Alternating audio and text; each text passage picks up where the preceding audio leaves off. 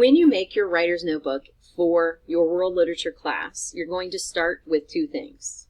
You're going to have your world literature tab open, and you will see the questions of the day right here, okay, at the top, or somewhere in the announcements, usually near the top. So you have that tab open, right, and then you're going to go to either Google Docs, or you can go to Word. Word is built into our school laptops. You're going to start with a new document. You only make one a year, okay? So up here in the title, you're going to save it as Writer's Notebook, okay?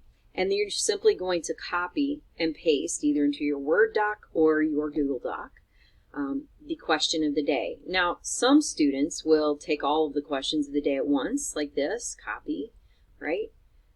Put them all right here, and you've got your date, and you've got the question of the day. And you simply respond to those. You can respond in poetry, you can respond in prose, which is sentences. As long as you are writing the entire 10 minutes on AppShare in your writer's notebook at the beginning of every world literature class, you're doing the right thing. And this will be part of your participation grade, responding to the questions of the day.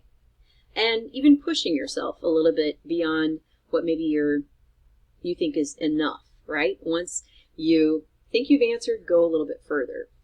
And so this is what your writer's notebook looks like every day. And all of the answers to all of the questions of the day remain in just this one document. As always, I look forward to seeing you grow as a writer, and let me know if you ever have any questions about Writer's Notebook.